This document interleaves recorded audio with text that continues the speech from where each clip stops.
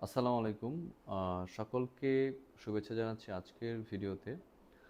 একটা বিষয় আসলেই খুব আ ইদানিং মানুষের মধ্যে অনেক উদ্বেগের কারণ হয়ে দাঁড়িয়েছে। সেটা হচ্ছে নতুন একটা ভাইরাস। সেটা নাম হচ্ছে হিউম্যান মেটানিমো ভাইরাস। হিউম্যান মেটানিমো ভাইরাস সম্প্রতি আবিষ্কার হয়েছে আ চীনে। যেটা ঠিক আবিষ্কার নয়, এটা চীনের অনেক অঞ্চলে এটা মহামারী আকার ধারণ করেছে। বলা হচ্ছে যে ডিসেম্বর মাসের ১৬ থেকে ২২ তারিখ এই সময়টাতে কয়েক লক্ষ চাইনিজ মানুষ আক্রান্ত হয়েছে এবং তারা হসপিটালাইজড হয়েছে।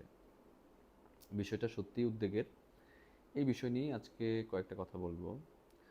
প্রথম আসি যে অনেকেই জানতে চাচ্ছেন যে হিউম্যান মেটানিমো ভাইরাস এটা আসলেই কবে আবিষ্কৃত হয়েছে, কিভাবে আসলো? বেসিক্যালি হিউম্যান মেটানিমো ভাইরাস কিন্তু আইসোলেটেড হয়েছে অনেক আগে। সেটা প্রায় ২০০১ সালের দিকের কথা। নেদারল্যান্ডে প্রথম আবিষ্কার হয়।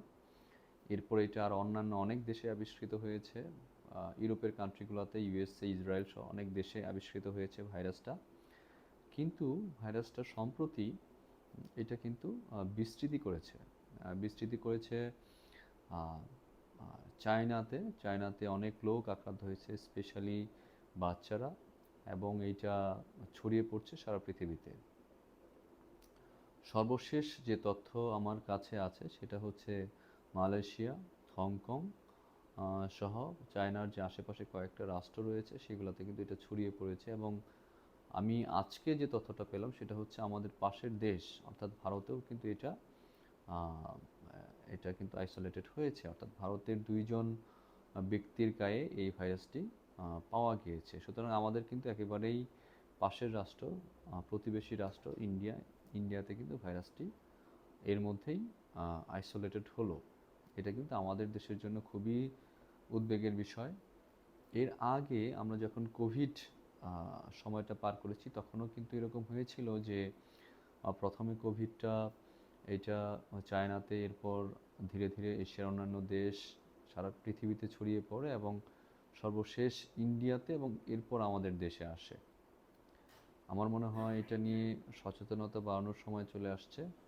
আমি কয়েকটা কথা বলবো। আমি প্রথম থেকে আসি যে হিউম্যান মেটানিমো ভাইরাসটা কী। এইটা হচ্ছে একটা আরএনএ ভাইরাস।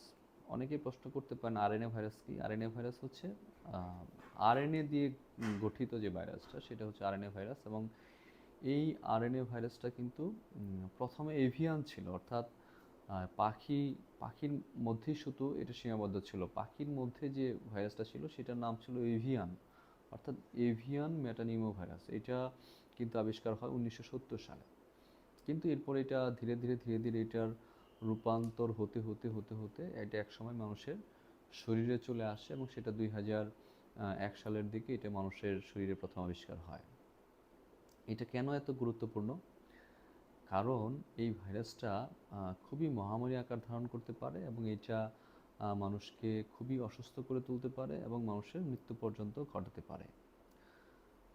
আচ্ছা, এখন যে জিনিসটা আমাদের জানা দরকার সেটা হচ্ছে যে এই ভাইরাসটা আসলে কিভাবে ছড়ায়, এই ভাইরাস থেকে রক্ষা পাওয়ার উপায় কী, এবং এইটা আসলে কেউ আক্রান্ত হলে সেটার চিকিৎসাই বা কী হবে? এটা নিয়ে কয়েকটা কথা বলি। প্রথম আসি যে এই যে ভাইরাসটা হিউম্যান মেটানিমো ভাইরাস, এটা আসলে কিভাবে ছড়ায়? এই ভাইরাসটা ছড়ায় বেসিক্যালি অনেকটা কোভিডের মতোই। এটা রেসপিরেটরি ড্রপলেট, অর্থাৎ আপনি যদি হাঁচি কাশি দেন তাহলে আপনার আশেপাশে যারা আছেন, অর্থাৎ আক্রান্ত ব্যক্তি যদি হাঁচি কাশি দেয় আশেপাশে যারা আছে তারা আক্রান্ত হতে পারে। এমনকি কেউ যদি আক্রান্ত ব্যক্তির গায়ের সাথে টাচ লাগে, সংস্পর্শে আসে, তাহলেও কিন্তু এই ভাইরাস দিয়ে আক্রান্ত হতে পারেন। এরপর আসি যে এই যে ভাইরাসটা আক্রান্ত হলো, কারা আসলে এই ভাইরাসের প্রতি বেশি সংবেদনশীল, অথবা আমি যদি অন্যভাবে বলি কারা বেশি আক্রান্ত হবেন এবং কারা বেশি এটা দিয়ে কাদের আসলেই বেশি খারাপ হয়ে যাওয়ার সম্ভাবনা থাকে। আমি কয়েকটা আর্টিকেল পড়ে যেটা বুঝলাম বা যেটা জানতে পারলাম সেটা হচ্ছে যে এই ভাইরাসটা দিয়ে এর আগেও একবার কিন্তু অনেকটা মহামারীর আকার ধারণ করেছিল ইউএসএতে, অর্থাৎ আমেরিকাতে। তখন যেটা দেখা গিয়েছিল সেটা হচ্ছে যে বাচ্চারা যাদের বয়স 14 বছর বা তার চেয়েও কম, এই ধরনের বাচ্চারা আসলেই এই ভাইরাস দিয়ে বেশি আক্রান্ত হয়। সুতরাং আরেকটা শ্রেণী আছে যাদের বয়স 65 বা তার চেয়ে বেশি। সুতরাং আমাদের যারা বাচ্চারা রয়েছে তারা কিন্তু এই ভাইরাস দিয়ে আক্রান্ত হওয়ার সম্ভাবনা বেশি থাকবে, এবং আমাদের যারা বাবা মা দাদা দাদি রয়েছে অর্থাৎ 65 বছর বা তার চেয়েও বেশি, তাদের এই ভাইরাস দিয়ে আক্রান্ত হওয়ার সম্ভাবনা বেশি থাকবে। এখন এই যে ভাইরাসটা শরীরে আসলো, সাথে সাথেই কিন্তু উপসর্গ তৈরি করে না। এটা 3 থেকে 6 দিন সময় নেয়। এরপর অনেকটা ইনফ্লুয়েঞ্জা টাইপ ইলনেস শুরু করে। সেটা কেমন? হাঁচি, কাশি, সর্দি লাগা, এরপর আস্তে ধীরে জ্বর হওয়া, শরীর ব্যথা হওয়া, মাথা ব্যথা হওয়া, এবং আস্তে আস্তে কিন্তু বিভিন্ন অর্গান অ্যাফেক্টেড হতে পারে। কারো কারো এটা মাইল্ড সিমটমস করবে, কারো কারো সিভিয়ার করবে। চায়নাতে যেটা দেখা যাচ্ছে, প্রচুর মানুষ আক্রান্ত হচ্ছে এবং অনেকের কিন্তু এইচডিইউ আইসিইউ সাপোর্ট লাগছে। মৃত্যুর খবরটা এখনও আমি ওইভাবে জানি না, হয়তো কয়েকদিন গেলে এটার মৃত্যু হার কেমন সে সম্পর্কে জানা যাবে। অতীতে যেসব মহামারী হয়েছে বা এই ভাইরাস দিয়ে আক্রান্ত হয়েছে তাদের ক্ষেত্রে মৃত্যুর হার অবশ্য খুব একটা বেশি ছিল না, এটা আশাব্যঞ্জক কথা। কিন্তু সামনে যে কী ঘটবে সেটা নিয়ে আসলে বলা যায় না, কারণ ভাইরাস প্রতিনিয়ত তার রূপ চেঞ্জ করে, তার আক্রান্ত ব্যক্তির প্রতি তার যে উপসর্গ তৈরি করবে সেই ধরনটা চেঞ্জ হয় এবং সিভিয়ারিটিটা চেঞ্জ হয়ে যায়। এবার আসি যে এই ভাইরাস দিয়ে আপনি আক্রান্ত হলেন, কিভাবে বুঝবেন যে এটা ইনফ্লুয়েঞ্জা, কোভিড না নতুন একটা ভাইরাস দিয়ে আপনি আক্রান্ত হয়েছেন? এটা আসলে বোঝার খুব বেশি উপায় নেই। এটা বুঝতে গেলে ওই ভাইরাসটা আইসোলেশন করতে হবে। আইসোলেশন করতে গেলে যেটা আসলে করতে হয় সেটা হচ্ছে দুইটা উপায়। একটা হচ্ছে ভাইরাসকে ডাইরেক্টলি ডিটেক্ট করা। আমরা কোভিডের সময় দেখেছিলাম যে আমরা ন্যাজোফেরেনজিয়াল সোয়াব, যেটা অর্থাৎ নাকের ভিতর থেকে বা গলার ভিতর থেকে যে রসটা নেই সেটা চেক করে দেখা, এবং এই প্রসেসটার নাম ছিল আরটিপিসিআর, এবং এই ভাইরাসটার ক্ষেত্রেও তাই। আরটিপিসিআর পদ্ধতিতে আরএনএ অ্যামপ্লিফিকেশন করে এটা ডিটেক্ট করা যায়। আরেকটা সিস্টেম হচ্ছে যে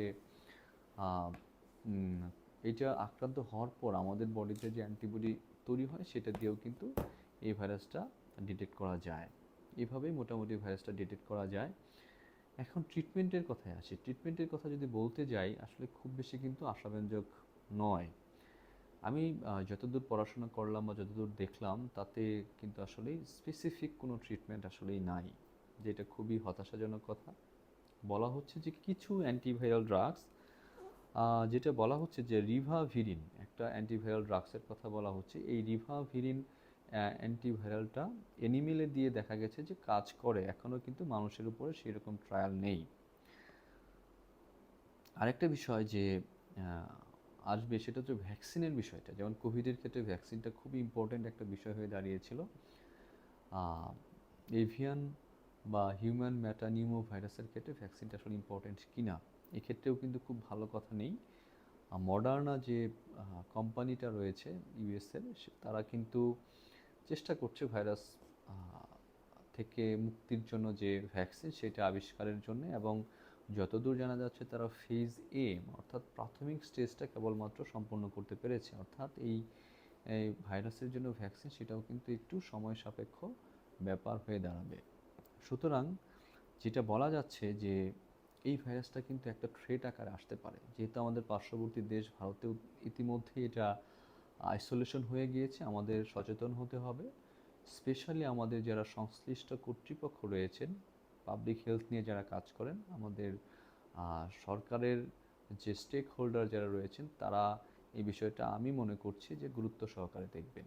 আমাদের যারা স্যারেরা রয়েছেন, পাবলিক হেলথ স্পেশালিস্ট যারা রয়েছেন, যারা অনেক বড় বড় স্পেশালিস্ট রয়েছেন, আমি ফেসবুকে দেখছি সবাই কিন্তু বিষয়টা নিয়ে কনসার্ন।